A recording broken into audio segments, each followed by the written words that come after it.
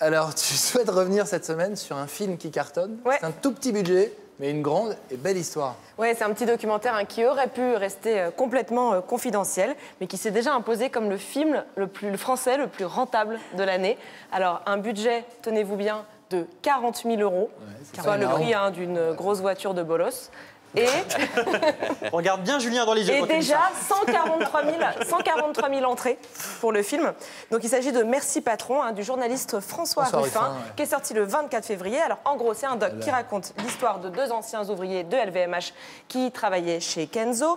Ils luttaient contre leur patron Bernard Arnault, donc une espèce de David contre Goliath moderne au pays Picard. On regarde un petit extrait de la bande-annonce. Eh ben, on va se faire vos porte-paroles. Bonjour, on aurait voulu monter à l'étage de LVMH, s'il vous plaît.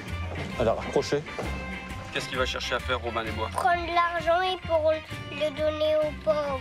On va aller leur défoncer, leur rager. On va arrêter là. Allez faire les danseuses. Oh merde. Alors franchement, il n'y avait pas beaucoup de chance pour que le film décolle, car comme on peut le voir, le sujet il est âpre, c'est un documentaire social, c'est fait avec des bouts de ficelle, pas trop le genre à drainer les foules habituellement, mais contre toute attente, c'est l'ascension totale. D'abord projeté dans 39 salles, puis 71, puis 159 la semaine dernière. Merci Patron, et cette semaine dans 200 salles en France, soit partout en France en fait. Donc à ce rythme-là, il pourrait bien franchir la barre des 200 000 entrées, ce qui fait dire à François Ruffin qu'on a eu au téléphone hier que vu le taux de rentabilité de son film, il pourrait donner des conseils d'entrepreneur à Bernard Arnault. Très drôle. Et comment on peut expliquer justement un tel succès de ce film documentaire? C'est la méthode qui est intéressante, c'est-à-dire que François Ruffin et son équipe, ils accompagnent le film en province. Lui-même, il est allé dans plus de 70 villes présenter Merci Patron. Ils l'ont même emmené à Issoudun, dans l'Indre, la semaine dernière. Alors, c'est les terres de Louis Vuitton, c'est là où il y a les usines de maroquinerie, notamment Louis Vuitton. Et les ouvriers sont venus en masse voir le film. Il y a même une des ouvrières qui est complètement tombée des nues en disant qu'elle avait du mal à y croire tellement c'était énorme, cette histoire. C'est génial. Et alors, il lâche pas l'affaire, puisqu'il continue à publier régulièrement des vidéos sur Facebook toutes les semaines. Il mène un autre combat. Ouais, c'est un nouveau combat. Voilà. C'est dans la suite de Merci Patron. Ça s'appelle Merci Myriam. Et donc, c'est pour lutter contre la loi Travail. Donc, toutes les semaines, il publie une petite vidéo. Et ce qu'il veut, c'est enquiquiner la ministre du Travail et essayer d'avoir un rendez-vous avec elle. Et vous allez voir, c'est compliqué.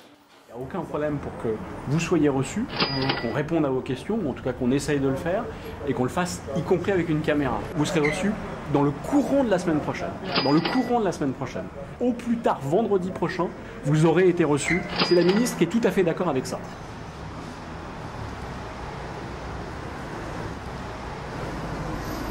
C'est pour faciliter le dialogue?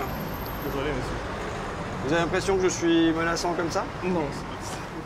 D'accord, c'est incroyable. Donc, il avait rendez-vous au ministère du Travail avec la ministre, mais on lui a mis un vent. Ils l'ont décommandé la veille, donc il y est quand même allé. Malgré les promesses de son conseiller, conseiller, apparemment. Et là, il arrive et quand même, on lui ferme la porte comme ça, tout doucement, avec ce petit au nez. rose. Ça montre bien la capacité de dialogue de notre gouvernement en ce moment. Et le combat de François Ruffin ne s'arrête pas là, puisqu'il est l'un des initiateurs de la Nuit Rouge, qui aura lieu après la 3e grande manif nationale le 31 mars prochain. Alors, le concept de la Nuit Rouge, c'est après la manif, on reste tous dehors dans la rue, on discute, on se rencontre. Génial. Et à Paris, il y aura...